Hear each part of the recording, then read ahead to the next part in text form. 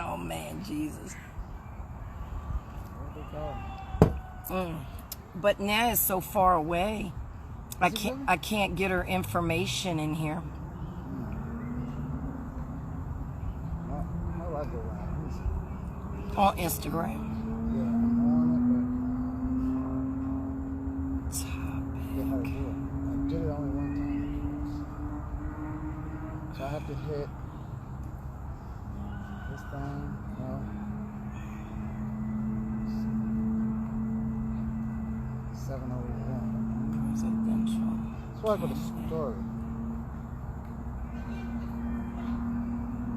I hit plus. No, that's the gallery. Video. No, you go to the Oh, man, I'm doing this the wrong way. I need to be doing it this way too, right? Yeah. yeah, probably. All right, let me see. Oh shoot, I'm so far from the phone. I'm not used to this. Hey guys, hey, oh my gosh, hey Layla Butter, hey Shorty, hey Blessings, hey guys. Oh my gosh. Whew. I ain't used to this. Hey, Miss Simmons. Yeah, girl, come on. We ready.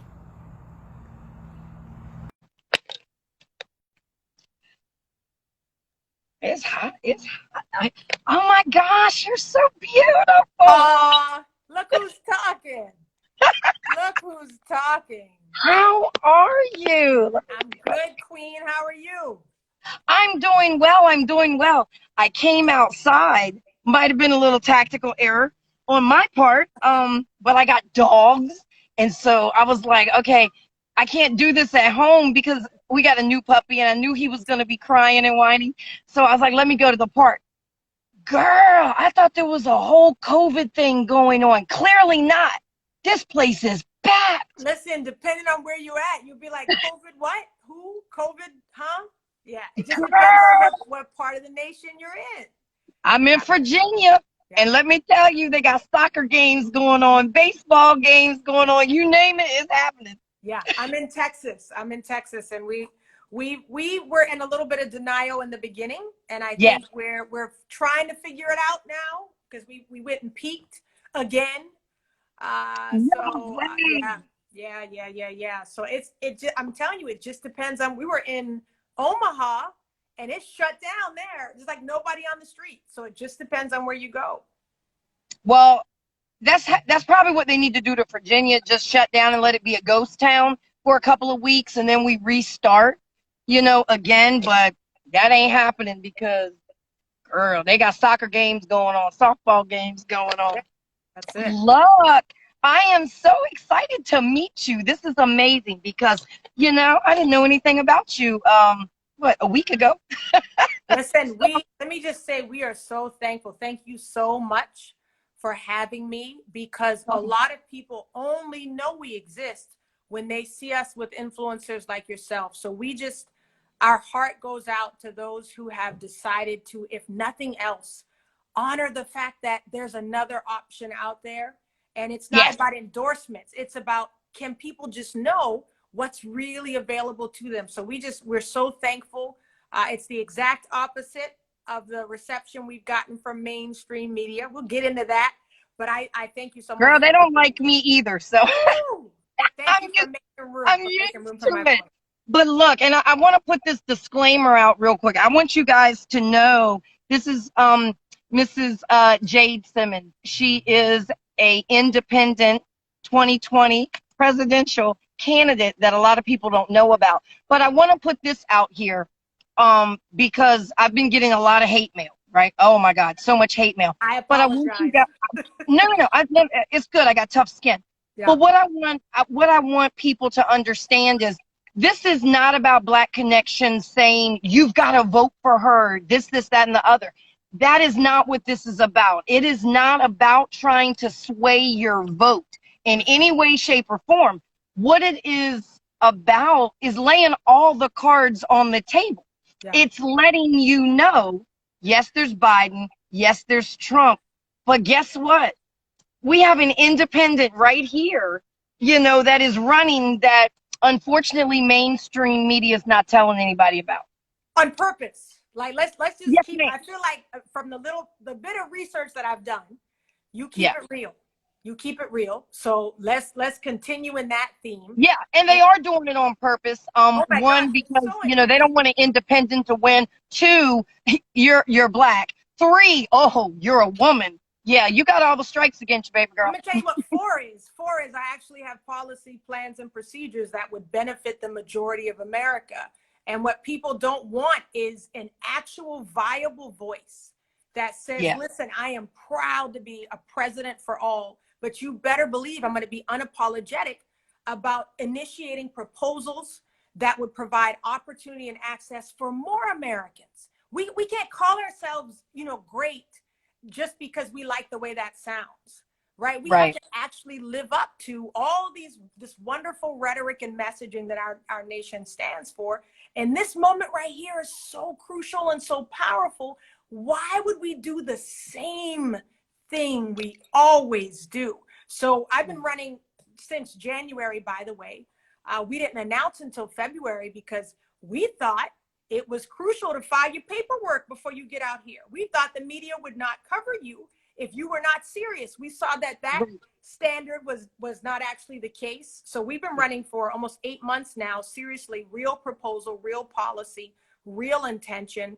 And what we were proud of is that both sides are scared. So listen, when you have red and blue concerned you're going to split their vote, we need to pay attention to that. When you've got red and blue equally concerned, and then you've got people who were saying they were going to sit out of the election who are now saying they're going to vote because we're running, and then people who've never been registered saying, I'm going to register now because finally I see something worth voting for. That's something to celebrate, not hate on. And so Absolutely. we stand here proudly. And Absolutely. again, we know these appearances are not about endorsements, but how can you have something called Black Connections and you not be one of the outlets that shows we have a Black candidate or a Black voice? So I just, again, applaud you for your bravery. People who sign up with us usually get hit pretty badly, even when they're not Yeah. endorsing. So we Yes, ma'am. appreciate the courage. I got hit. I'm getting hit pretty bad, pretty bad. Yeah, But you know, my bruises are not on my face, so I'm good to go. good. Look, we have a question right here. And that's one of the things that I wanted to do. I wanted to bring you on Black Connections because I am all about Black people. I'm all about us. That's it. I don't care about anybody else. I No saw that. lives I matter did because my Black research. lives matter. That's me. It Yeah. is what it is. But I wanted to bring you on here because I know the Black community has a lot of questions for you. And I wanted them to have the opportunity, you know, to be able to ask questions that they may have. Who better to get the answers from than the source herself? Yeah. And I'm going to tell you right now, I didn't do research on you, right? I didn't. For what? I don't need to. Because what's going to happen is anything I want to know, I'm going to treat you like any other Black business out there or Black nonprofit or anything Black that I interview. I ask questions that I want to know. You know, it's not the standard interview. Yeah. I don't want to go online and read everything that somebody may have said about you when I can just ask you. I love it. Let's You jump know, in. so Let's do it. that's what we're doing. And I want everybody to ask questions Yeah. that have questions, because I have a couple that people have asked me that I will ask you. But this one right here says, serious question. If you ran as a Democratic or a Republican, would you have a better chance of media coverage? Apologies for my political ignorance. Oh, Look, not at all. I don't do politics, so this is out of my wheelhouse. So Yeah. yeah, no, that's not a dumb question at all. That's Not at legit. all. And let me just say, there's no dumb questions. There were things that we found out. We went to longtime political strategists who didn't have the answer for, longtime advisors, because the path of the independent is very different than Mhm. Democrat, Republican. I have been courted by both sides before. That's why both sides are concerned. And we've had the media say to our face, we cannot risk covering you because you are too compelling. And you're going to slip up here and actually look like a real option. So we've been told that to our face. If people knew the stuff going on behind the scenes to manipulate your vote and keep you voting one or the other, you would be livid. You'd be outraged instead of directing your outrage towards me. But that's a whole nother chapter, right? So let me just say, if I ran as a Democrat, I'll tell you what would happen to me. Kamala Harris, Andrew Yang, Elizabeth Warren, viable, brilliant people who were paraded in front of us as if they were truly options for the Democratic Party, and then systematically asked to step down. Asked to step down. You don't all quit in the same week. Biden won South Carolina. I would put money on there were backroom meetings. Which cabinet position do you want if you step down? Where do you want to serve if you step down? And if you don't believe that, you're naive.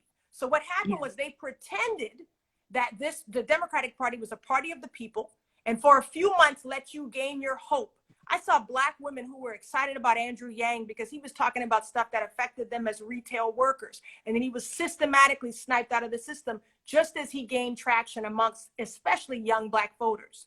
Elizabeth Warren, the smartest person on the stage, she was who I was preparing for in terms of the debates because I knew that lady was going to know her stuff. Systematically wiped out, could never be considered as Joe Biden's running mate because she would make him look bad. So no, my chances wouldn't have been better as a Democrat. They would have paraded me in front of you for a few months and then systematically asked me to step down. Republicans can't afford to have me be their candidate because I'm going to speak out against the religious hypocrisy. As a Christian, listen, the way I follow Christ, I take seriously. So when I see you holding a Bible upside down, but not standing on biblical principles, I'm going to call that out. So you better believe Fox News doesn't want to have me on, because while I might talk about the sanctity of life in terms of the baby in the womb, you better believe I'm going to pair that equally with the life of George Floyd and Breonna Taylor. So listen, they're not wanting to touch this because we're going to have a full discussion, and both parties disallow that. They want you to, it's only about George Floyd. It's only about the unborn baby. Listen, it's all of that. It's about all of these lives, you know?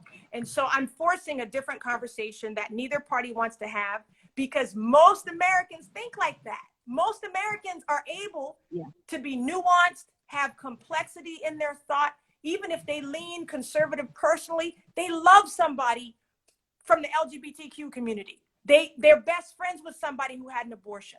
You see what I'm saying? Most of us are much more complex than the parties will allow us to be. Absolutely. Now, let me ask you this, because I have gotten a lot of emails, a lot of DMs about this one specific thing. Everybody was mad that I was going to have you on because they said that I'm splitting the votes. I know that's not the first time you've heard that. My bad on the eye roll. For 8 months, for 8 months, I get that mess, lie, myth, legend about 4 to 5 times an hour. So let me just put this to bed right here. This is supposed to be a democracy, right? So America went over to Europe, taught them how to be a democracy. And you know what they told them? You should have multiple candidates on your ballot because a democracy only flourishes with an abundance of choices. Yet they come back here, and people don't know, Republicans and Democrats have a signed contract to keep third-party voices off of the debate stage. So when you say, why aren't you in the debates? Because Republicans and Democrats, guess what they do? They work together because third-party voices are disruptive. They can't afford that. Splitting the vote is a mythology created by these existing parties to keep us in line. And so when you say you're splitting our vote, you're literally saying, we want you to step down so that you do not give voice, you do not give representation to those who currently do not feel represented. That's literally what you're saying. On the other side, if we do the math, the split vote thing it's not a reality. Jill Stein, people say, you're going to be Jill Stein 2.0. Jill Stein, when she ran, she didn't take away Democratic votes. She didn't take away Republican votes. You know what she did? 6 million new voters voted in 2016, and they refused to vote for either major party. So she didn't split a vote. She got the votes of people who were like, I'm not riding with Hillary, and I'm not dealing with Trump. And so we're seeing people who are disgruntled Democrats who do not see Biden as the way forward, restless Republicans who refuse to keep attaching themselves to Trump, independent-minded Americans who say, I've never identified, new voters and non-voters are saying Operation Restoration is where they want to be. So don't repeat the bullet points of the people in power. And if you're standing with blue or red, make sure they are standing behind you as powerfully as you're riding with them. That's all. Absolutely. Absolutely. So Blessings Clothing has a question. What is your stance on Affordable Care Act? Yeah, you know, here's what upsets me with this divisive rhetoric both parties use. If Republicans repeal the ACA, instantly you got about 28 million Americans, bam, without health care. But if the Democrats pretend that ACA is actually serving everyone, you still have 38 million plus people living below the poverty line. So I believe you got to do, and you have to do, everything has to be and now, not just or. It's not one or the other. So you got to fix ACA because there's some glitches in there that are hurting working class people and middle class people, but you don't throw it out. Meanwhile, you got to expand Medicaid from the bottom. The federal government has to work with states to expand that. And you have to pull down Medicare from the top. So make that be able to be bought into by 55-year-olds. That way you got healthier, younger Americans who are also footing part of that bill. COVID-19, Bernie Sanders looked crazy a few months ago. COVID-19 hit, and we all of a sudden said, we might need to look into this universal health care thing. I believe you can't throw the baby out with the bathwater. So what you do have to do is start things like a public option in waves. And you pick strategically. You start in the places that have an insurance monopoly, and you create competition with the insurance companies. I do a lot of my professional speaking in the financial services and insurance realm. And there are companies who are saying they want to be at the forefront now of changing the narrative where insurance is concerned. They want to actually prioritize people and not just profit.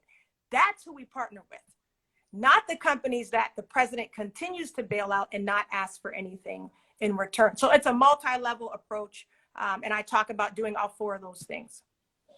Yeah. Oh, let me go back because it was stuff rolling. Everybody was saying hi, and I agree. And okay, so one says, so what are you going to do about it? Do about what? I don't know. That's just the one. You'll go to operationrestoration2020.com. You can see more policy and I recommend everybody go to that website because she has everything laid out. You know, I mean, it's in black and white, everything that she's trying to do, wants to do. It's on the page. So I recommend everybody go and do your research. Do your research. That is one thing that will the live be saved? Yes, the live will be saved. It will stay on my page unless it gets reported like my other items did the other day. You notice you came off my page, right? Yeah, that's because I woke up and everything had been reported. I thought we were imagining things, but we've been noticing our social media has been disappearing. When I tell you the manipulation and the candidate suppression game is real, voter suppression is one thing. Candidate suppression, I want you to understand, is also a form of voter suppression. If they can keep you from knowing what your options are, you will never do things differently. You will always settle for what seems like the lesser of two evils. We feel our job is to stay standing, to be viable in over 44 states now. You can vote for me. We've been putting in that serious work.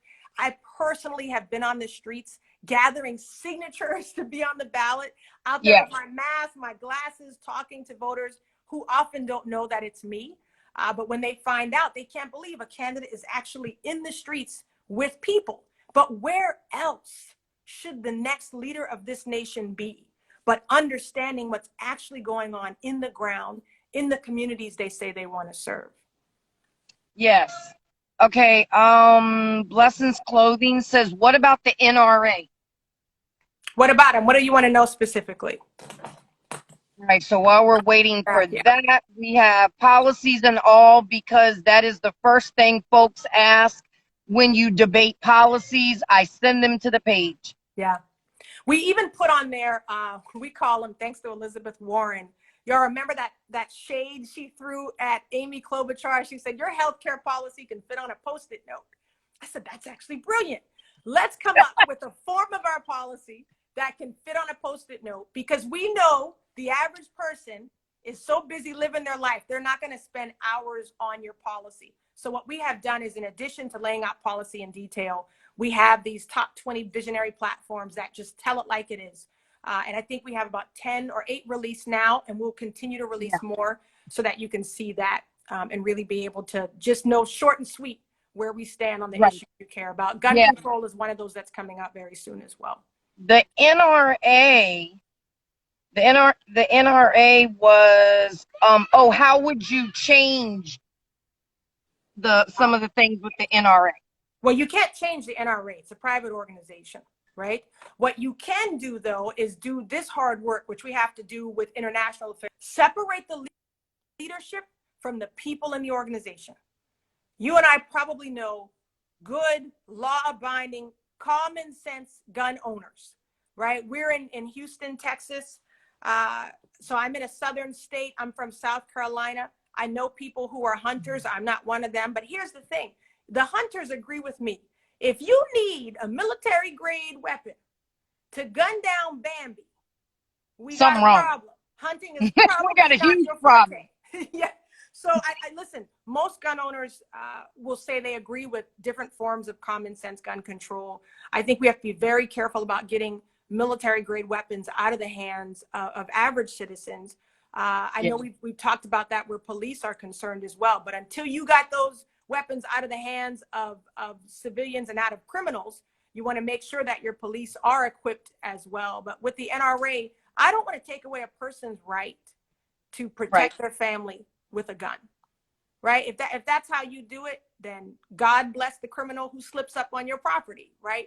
But what I want to make sure we're not doing is wielding those weapons under the name of community policing, and then you get an Ahmaud Arbery, and then you get a Trayvon Martin, you know. So those are the things that I want to be careful about. I also think we have to have much deeper conversations about mental illness, mental health awareness, and I want to make sure when we do that, we're not stigmatizing those with mental illness, because the correlation that mental illness equals violence, that's not true at all. It's a stigma.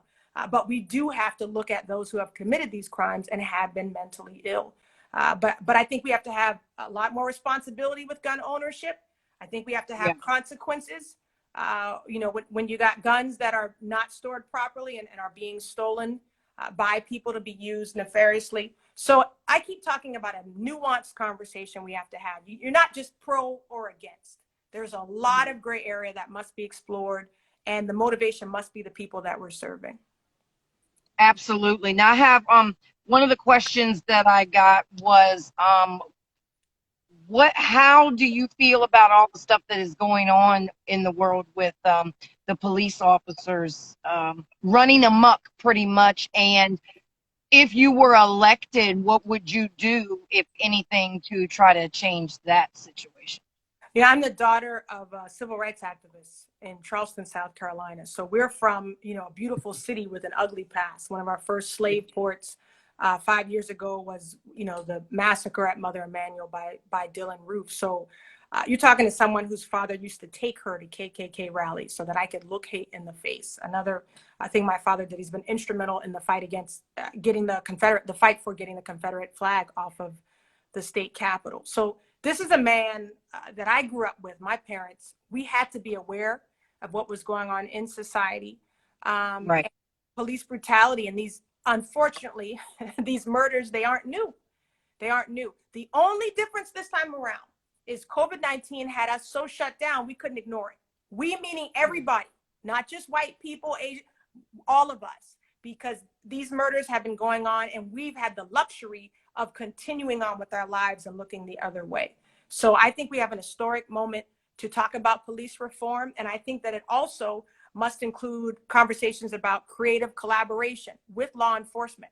There must be a reallocation of funds. Any good police officer will tell you that a lot of the calls they go on aren't really police calls. They're more like social work calls. So why are we having to have police answer a call that's more like social work? I believe, and there are models of this, powerful partnerships between law enforcement, social work, psychological services, and family services. We need to see more of that. Funding should go to that. I also think we need to do away with qualified immunity. Don't even talk to me if you're not serious. If you're serious about police reform, you can't start that conversation without talking about qualified immunity being done away with. I also think we have to have greater penalties and consequences for cops who are bad. They're not just bad apples. It's a system that has allowed these things to happen over and over and over, or you wouldn't have a Derek Chauvin with a knee on George Floyd's back because he would have been stopped 10 violations ago. So when you have someone with multiple violations, that's not a bad apple. That's a bad system. And what I think is powerful is that there are law enforcement officers who agree. But you cannot leave the reform only in the hands of law enforcement. It must be an effort that involves community leaders, activists, but it has to also include law enforcement because they have to roll it out at the end of the day. New Jersey, I'll end by saying, I keep saying New Jersey, I got to make sure that's the case. I read this article months ago, but New Jersey, I believe, is one of the areas that does this thing where it's not that they fire everybody, but every few years, it's like they wipe the slate clean and you have to rehire. You have to get rehired. Oh, I think they were in the news. Yeah. Think about it. They did something. And I was like, wow, now that's pretty cool. We have it. It's not radical because we do it in other professions. You got to keep your law license up. You got to keep your real estate license up, right? So we should require the same thing. Nobody who has has all the violations that many of these officers have is usually not their first rodeo. So we have to pay attention to that. Lastly, I would say this is also a heart issue. Systemic racism is real. Systemic injustice is real. But I keep saying this is a systemic heart issue. When any human, white, black, yellow, brown, purple, can sit there and watch life seep away like that out of another human and show no remorse, that's a real issue. And that's been perpetuated since the beginning. You know, when we prioritize cotton and ink and product over the people who were planting the product, you know, listen, this thing has been growing for a long time. And I think we have a really powerful moment to go beyond symbolism. You know, this is cool, but this is not reform. You know, Kendrick cloth is pretty. Kneeling in the state capitol is nice, but it's not reform. Symbolic statements of solidarity, that's cool. But I'm going to be side-eyeing you when you're telling me Black voices matter, but it's only the voices saying what you want them to hear. So this is a season of reckoning, but it's also a season, I think, of powerful reconciliation. But you can't jump to the kumbaya without diagnosing the problem and presenting real solutions. Absolutely. A question came in and it's, what are your plans for education? Oh, wow. We believe we're time for a new era of education. I know this is a good one for you. Yeah, education, it's meant a lot in my family. I come from a family of incredible educators. I have an aunt who is a principal who has served in every capacity, charter school, Title I. She prefers Title I because that's where she can have her biggest impact. And we have found that a lot of our policy based off of what principals, educators, and parents have told us they need, and students. And that's how you create policy. We have to enter an era of education for all, and it has to come in multiple forms. First of all, reform the current curriculum. It's outdated. I'm not even talking about the historical errors. I'm talking about just the fact that we still teach rote learning. When COVID-19 needed some entrepreneurs, didn't we? If you look at it specifically, if you go to my website, operationrestoration2020.com, there's a whole section called Shades of Breakthrough. There's a whole plan called Breakthrough for Black America, specifically deals with policy and proposals that would directly affect the Black community.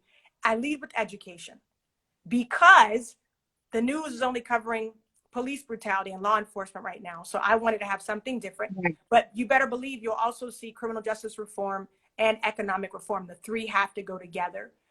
So you'll see me talking about boosting, first of all, vocational. We've stigmatized vocational training, and we need more manufacturing and hand-on services here in our states. Those corporations we bailed out, they owe us. How do they pay us back? Training. That's education. Don't just tell me you're hiring. Tell me you're ready to train me because I've got the brain for it. But for the last 10 years, you've taken the training abroad. And because the labor was cheaper, we now are vulnerable to Asian nations who have the monopoly on producing processor chips and software technology. Americans can learn that.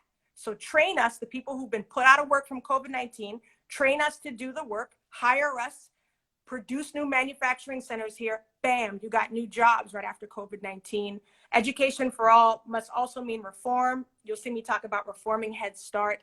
I want to talk about reforming juvenile justice. When you look at what's happening with Black students in particular, many of them are getting referrals, disciplinary referrals, while their white counterparts are getting diagnoses. How do I know this? I have a child with a diagnosis. We had to fight for that diagnosis. We had to pay a lot of money for that diagnosis, and we are paying something like a mortgage in his schooling to make sure he has education that meets his brilliant mind where it is.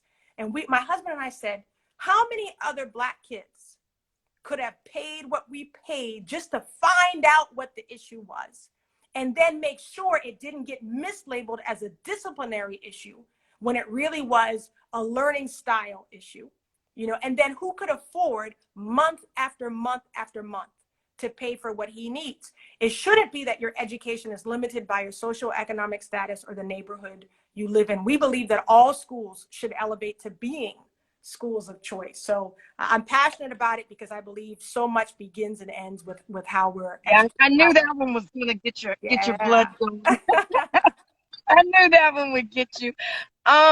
Okay, we kind of have a 2-part, almost a 3-part. So let me see if I can read all of this. What will you do about mental health traumatized from police brutality and COVID? And then I would also like to ask, what's your approach? What would be your approach with incarcerated individuals who actually need to be in mental health institute? They are not getting treatment. So yeah, those two, they were 2 different people, but they kind of went together. Yeah, that's why I kind of. You'll be seeing us release something called Breakthrough for Mental Health. I was an advocate for many years for mental health and suicide prevention, youth suicide prevention specifically. When I was 22 years old, I testified in front of Congress on behalf of mental illness awareness and mental health funding. So it's something I'm very passionate about, especially in the Black community, because it's been stigmatized and we don't get the help that we always need. And I've been saying that for almost 20 years now. So we still have a long way to go. So one thing you'll see me do is draw awareness to the issue. You won't hear many candidates run on that issue because it doesn't garner votes.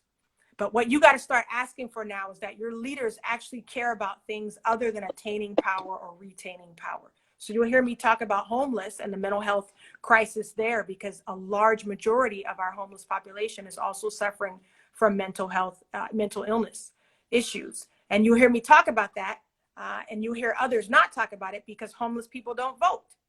But your leader now must care about the people who are never going to make it to the ballot booth for them. You understand? So awareness is going to be huge. Let me just say, the president is not going to solve all your problems. I don't care who it is. Right. That also means the president is not going to be the single force that crushes your life. So get that out of your mouth. Stop saying, if this man wins again, I don't know what I'm going to do. You're going to wake up like you do every day. You're going to put one foot in front of the other, and you're going to provide for your family and do what you can, no matter who's in office. But the president should set the tone and the atmosphere so that individuals, groups at the grassroots level can have the access and the opportunity to be able to prosper. So mental health awareness is huge. You'll see me focusing that on the military, homeless, and on children. You know what he's talking about? Sending our kids back to school. We haven't talked about the mental health effects of when your teacher dies from COVID, when your classmate dies from COVID. We talked about the danger of staying home, right? Domestic violence is up. Kids aren't being fed as well. But let's carry the conversation through. So we have put our teachers and our students out there without a plan. And I think we're going to see, this is not me prophesying doom. I think we need to prepare to deal with a mental health pandemic after this. We also put our healthcare workers in mental health harm because we didn't reopen safely. And they are now all over again, reliving the horror of the first few months of COVID-19 without resting, recuperating, or mourning effectively. They're not just doctors and nurses. They've been chaplains. They've been, with people as they took their last breath because their families couldn't be with them. And we now see an increase in suicide amongst our healthcare workers. So awareness will be huge. And you'll see me proposing things that bring more service. Incarcerated individuals, many people are over incarcerated, especially Black men. And the substitution for that should be mental health services in many cases, but also rehab, so we want to see a division where we can begin to really make sure that people are getting what they need, not just what looks convenient and is easy for us as a society to do, which is just to lock people up, which means lastly, we also have to build a pathway out of incarceration so that our formerly incarcerated individuals have an actual chance at building a productive, prosperous life once they have served their time. How are they serving their time and still being punished, trying to do right? You know, again, if you pro-life, you have to care about those lives as well. So, you know, we talk about now having equal outrage for wherever there is inequality and injustice, whenever there is violence being done, whenever there is access to opportunity being thwarted, we must be equally outraged. Yes, ma'am. I'm so glad I got to talk to you today. I'm so glad you had me on. Thank you so much. Girl, I love it. Okay, we have another question. Also, please cover your thoughts on the housing choice voucher program and public housing. How can we actually have those recipients instead of placing these band-aids on poverty? So I believe our current welfare system right now is government-controlled poverty.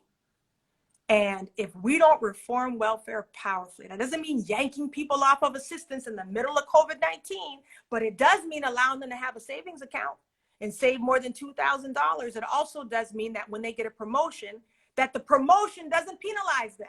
How are you going to get a promotion? They yank your assistance. Now the promotion cost you. It cost you something. That's one step forward, two steps back. So I think the system needs reform so that we're actually helping people build a pathway out of poverty. And so I think when I talk about welfare reform, people don't have to be afraid of that because it's an act of empowerment. We know that vision is key, and that if kids see their parents on welfare, if they see their parents living in poverty, the likelihood of them staying in that same situation is great. And so I believe a lot of what we have to do to reform has to be keeping those generations in mind that are to come so that they can live powerfully. I hate that the president is promising not to have affordable housing in the suburbs. That's the kind of division and instigation that will drive us as a nation off the cliff. That's the stuff that does promote a race war. And it's funny that people think it's Black people and Democrats that are trying to have a race war. I think our president is actually stoking that because it works to his political advantage. And so absolutely. I think housing is one way to do that, to make people afraid of who's living next door to them, as if the very color of my skin drives down the value of your home. We have to have a whole different discussion now, and a leader who can talk about these things honestly, differently and powerfully. Absolutely. Yeah. You are more than welcome for the interview. All right, let's see. Oh, do you support paid maternity? Yep. That's easy. I love it. So here's one of the things people always get concerned because I speak very passionately about the sanctity of life. I believe life is sacred from the womb to the tomb. So like we said earlier, don't talk to me about the baby in the womb if you're not ready to talk about Breonna Taylor. It's all the same to me. So I'm not going to make a distinction. But I'm also going to look at the different ways that you can continue to drive down the abortion rate. Nobody talks about that good news. Abortion has been decreasing for years. But you don't have to get it to decrease by taking away a woman's right to choose it. We have free will. This is a Christian telling you this. The Bible I read, for better and for worse, we get to make all our choices. But I do believe that abortion is not the most powerful choice we can make. I believe we must choose life, choose it abundantly, but there's a lot of ways to get there. Paid maternity leave is one of them. Equal pay is one of them. Making sure victims of sexual assault are actually, that their persecutors, are actually punished. If I do the bold thing of going through with a pregnancy after a rape, and this guy gets out of jail in 2-3 years, gets a slap on the wrist, that's a slap in the face to someone doing something. That's heroism for the lady who does that. I'm gonna say something radical. I haven't heard it said before. I think that person, if convicted of rape, should be paying child support. I think their wages should be garnished. If he's convicted and proven of rape and that woman goes on to have the baby. So I like to not demonize women, first of all, who have chosen abortion, women who are considering it. But I want to provide powerful options for people who think, you know what, I would choose life if I could afford it. If my job wouldn't fire me, if as a woman, I don't lose my place on the corporate ladder because I choose to start a family. People don't talk about the fact that the #1 cause of abortion is unplanned pregnancy, period, point blank. And that also is often tied to poverty. I also don't want Black women dying disproportionately on the birthing table. So all of that to me has to be discussed. And I think the way that our politics is set up, it doesn't allow for the powerful discussion that could actually save lives, both of the mother and the baby. Yes. Yeah. What is your position on immigration? Immigrants, first of all, we're all immigrants. Just put it out there. When you look at the history of immigration, every people group that has immigrated has done it in the name of survival, right? So to survive, we move. The founding fathers of this nation wanted to survive religious persecution. What did they do? They moved. And so it baffles me, the irony, the hypocrisy, to suddenly act like immigration is the downfall of our nation. That being said, it's not hypocrisy to say, I believe powerfully in immigration, that we should support immigration and make sure that we're not allowing people to die unnecessarily at the borders. You can still say that in the same breath of saying we need more powerful border control. But here's where the focus goes on the drug lords, the cartels, the human traffickers, who, while we fight over this thing about invaders coming, they're building tunnels, hundreds of feet below the surface of the earth, bypassing our wall. If you voted for the president because you wanted a wall, be glad that he wasn't able to keep his promise. You know why? Because that wall has been tested. A 9-year-old can scale it in less than 30 seconds. So America would have paid for it. First of all, Mexico wasn't going for that. And a 9-year-old would be able to scale it. If we're serious about beefing up border security, we should be talking about high-tech technology that really can detect the people we need to be keeping out, which are actually criminals, not demonizing people looking for relief, looking for a place to escape. Secondarily, if we want to keep more people out because we swear it's this burden on our economy, which truth tells it's actually not, because if we lost in Texas alone, if we sent home all the immigrants, that's $12 billion right there, just poof, gone. So if we want an economic argument, I got that for you too. But if we want to talk about just making sure people can stay where they are, then we need to partner with these different nations that they are fleeing to help build up those systems so that they can house their people powerfully and safely. So I think we got a lot of work to do. I think we also have laws that inhibit good Americans from helping. You know, you can't even donate to border facilities if you wanted to because of the way that our laws are set up. So I'd like to see some of those barriers to Americans helping the situation be taken down. Okay, we have a question. Oh, okay, I'm gonna get to that question. Hold on, because as you were talking, that's why you see me looking down. I'm writing because I know that feed is gonna be moving. Okay, what is your stance on reopening schools? My kids are home. Their school is open. My kids are home. So you're watching someone who right around the corner is where homeschool happens. So your girl right here is not only running for president, but homeschooling her 2 kids powerfully. We love the school that our kids go to. We disagree with their decision to open up. It's a private Christian school. We love the curriculum. We love the teachers. But I know that we have not completed the research necessary. The reason we think that children are less vulnerable to COVID-19 is because we weren't testing them during COVID-19, because we were keeping our kids home. So they didn't undergo the same access to COVID or the same testing. I have a friend, more conservative friend, who says, listen, all the other industries opened up powerfully. Meat packing opened up, transportation opened up. Teachers should figure it out. And that's exactly what we've done. We've literally asked teachers. I know teachers who tell me their schools asked them to come up with a COVID-19 plan. We couldn't even depend on our national leadership to come up with a COVID-19 plan. And now we thrust one more thing on teachers who were already also being social workers, already also bringing money to school to pay for kids' lunch, pay for kids' clothes, pay for kids' school supplies. Some of them are foster care parents on the side for some of these students. And I think it was unfair to do it. We as a federal government should have provided a national blueprint, first of all, for how to shut down, how to reopen, and we shouldn't be withholding funding from schools that say we're not comfortable opening.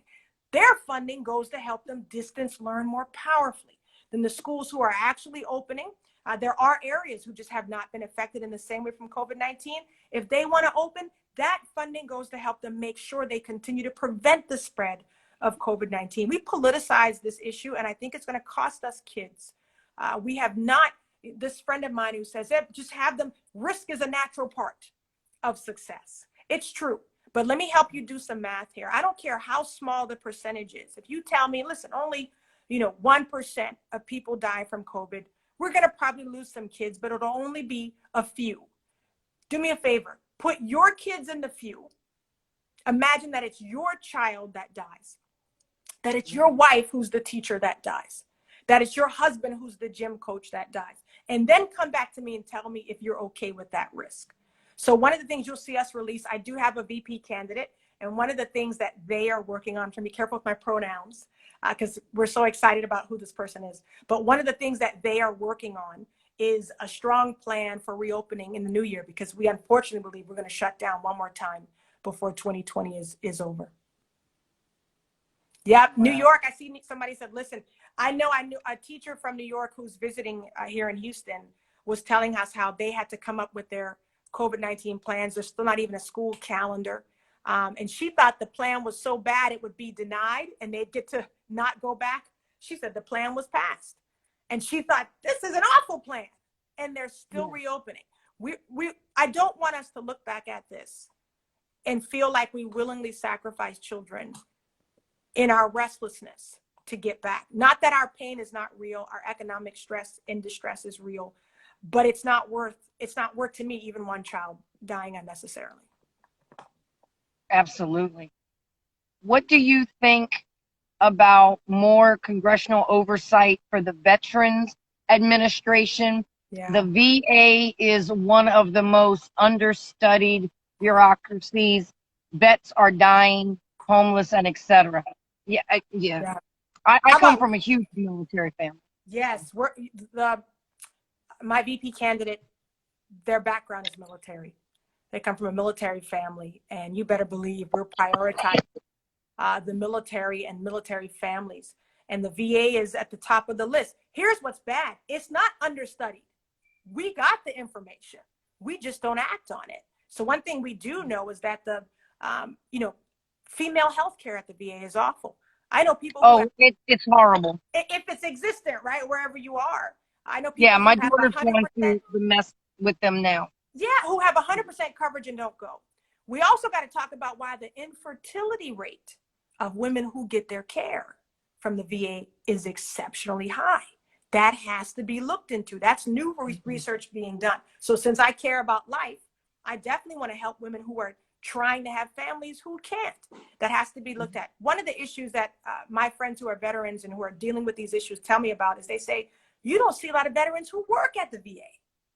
So already the tone and the atmosphere is not set. You want to be served by someone who literally knows what it's like. Exactly. To go through what who have gone through. So I always thought that was strange that we have so many veterans, they get out of the military and then they just do whatever. My thing is, why doesn't the VA employ them? Yeah. Put them back to work. Let them work with the other soldiers and help them along the way. That's right. Because they've been through it. Instead, they throw a bunch of civilians in there that have no idea what a soldier has been through that's been shot at or blown up. They have no idea. Yeah. And funding's not the issue. Every year, Congress gives funding to the VA. The issues, distribution of those funds, it's the issues that you're talking about. We'll also be releasing some proposals for how to help military families in general. I'm meeting people who, just to get the health care they need and not be on a wait list and not have to go 3 and 4 hours away to get health care. I'm talking to a family right now Took her 10 years to get a proper diagnosis. She finally gets it. They up and move somewhere else, right? She gets a doctor and a plan, is in a trial study now, and then they got orders to go somewhere else. So in order to stay in place, to keep that treatment, her husband volunteered to do a 365. So now the compromise was, I don't want my wife to suffer anymore.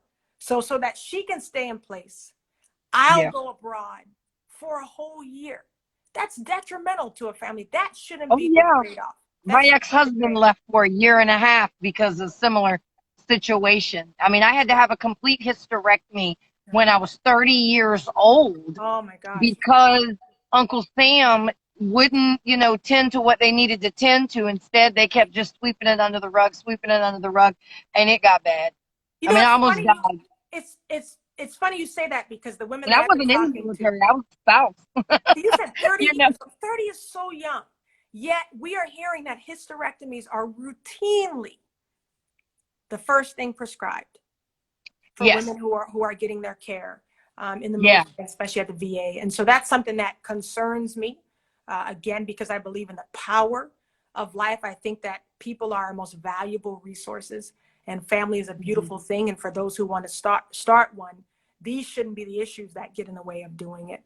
And so you'll hear us talking about recruitment and retention in the military as well. That's one of the reasons the medical services aren't what they are, because the doctors can leave the military and get paid so much better in the civilian world. So then the military loses specialists. That means you get on a wait list, or you have to go 3 and 4 hours away to get your treatment. So obviously another thing that was another thing. We had to drive hours to go to the doctor. That's right. It's a pain in the butt. But look, it is 7:52. So Instagram only lets us be great for an hour, right? I know.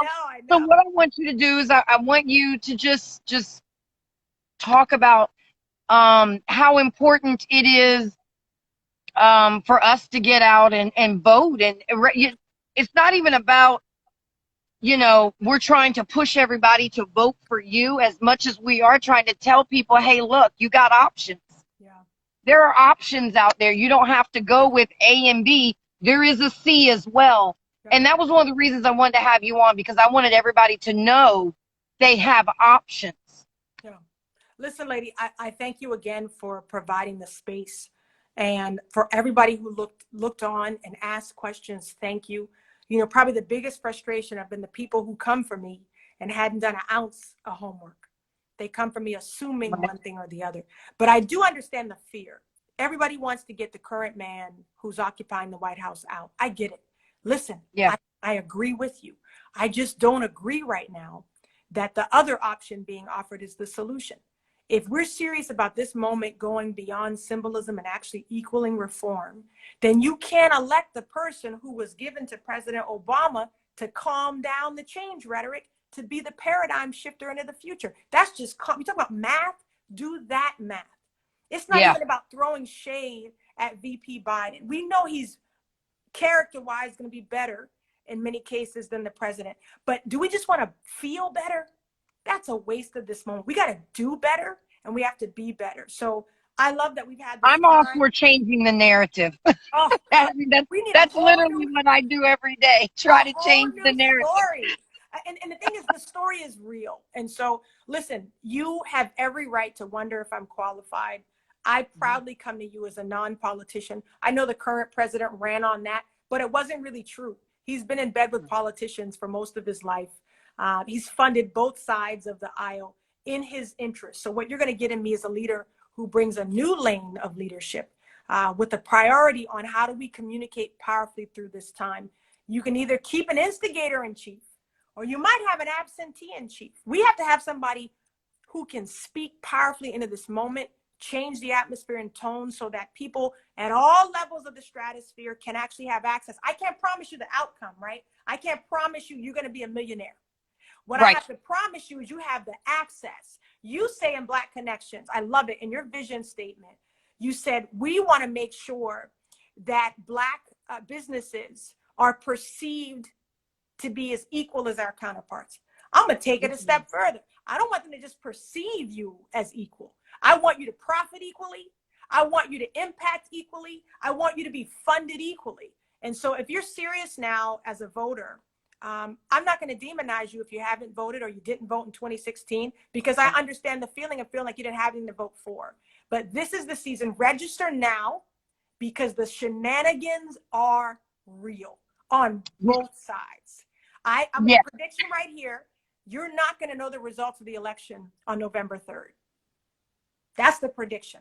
They're going to be counting ballots for quite some time. I think it's going to take 2 to 3 days to find out who has won this election. I think we're going to see more political disruption. So register now. Even if you don't know if you want to vote, register now for just in case. If you're healthy and that they have this COVID under control in your area, go to the polls, right? Don't risk your life, but if it is maintained, contained, and regulated well, go to the polls. If not, mail in early. Wait till you make sure I'm on your ballot and then mail in early. And so let me hear my saying viable. Let me let you know. You have a valid concern. Can an independent win? An independent has never won. But our nation has never experienced COVID-19. No. We have never dealt with race relations like we're doing right now with George Floyd. We have never had universal buy-in on the existence of systemic injustice. We're in a season of first. We believe the political spectrum that is buying, we got atheists buying in to the chick who professes to love Jesus, okay? You have LGBTQ community as some of our most powerful vocal supporters, when historically they should be afraid of me. You got Native Americans who have every right to be afraid of Christians and every right to feel a little some type of way, because African Americans are always at the forefront of the racial discussion. We never talk about the fact that they were here first and always get left out of the discussion. But we're seeing buy-in. When you have conservative Christian pastors and disgruntled Bernie bros all feeling like this is home, the least you can do is check me out, hold me accountable, see if the same way you saw me present here, when I'm on CNN talking to Dawn, talking to Cuomo, who all know I'm here, by the way, when I'm talking to Ebony and Essence, finally, who both know I'm here, by the way, Root, they all know they've been knowing I'm here. You just found me last week. Those outlets I told you about have known I've been here since February. I know they've known you've been here. And have refused to cover me. So we got to side eye this right here. Yeah. When Black outlets, come on, are not allowing the Black voice to matter. We've got to get, if you want to be suspicious, don't be suspicious of me. Be suspicious of the systems that are insisting you don't hear from me because they're worried about what will happen when you do. Operation Restoration 2020.com. Thank you so much for having me on, for giving me the space. And I hope absolutely. And we're gonna have to do. I definitely want to do it again. I definitely want to do it again because I know Instagram's messing with my numbers. Yes. Because I watched all your posts that I posted, so I know they messed with my numbers. And because they didn't want this to get out, you know, I already catch crap from them because of who I am and what I do, and they don't like me. So I knew bringing you on was not going to help. So we're definitely going to set this up and do it again. Let's do it. Because as long as you need a platform to get your voice out there, I got you. Man, that's a big deal. I take it very seriously. Next time we'll keep it real again and talk about what it's been like out here running as a Black female. I definitely want to do that. I definitely want to do that because I know it's not been easy for you. Surprisingly, you know, and people need to know. In some ways, it's been surprisingly encouraging. In unexpected ways, it's been disappointing.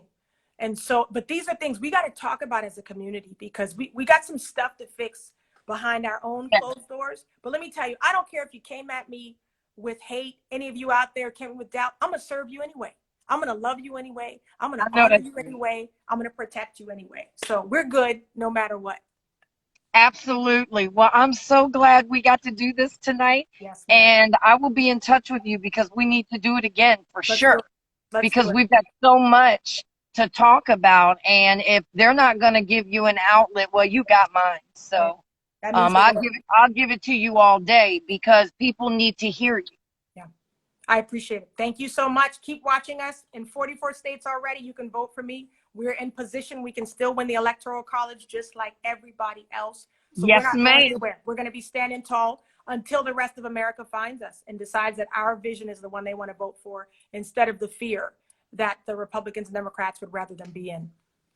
All right. Well, we're down to 10 seconds. I appreciate you. Thank Keep you. up the awesome work. And man, I am so proud of you. Thank you so much. Have a great evening. Talk to you soon. Yes, ma'am. You too. Thank you. Bye.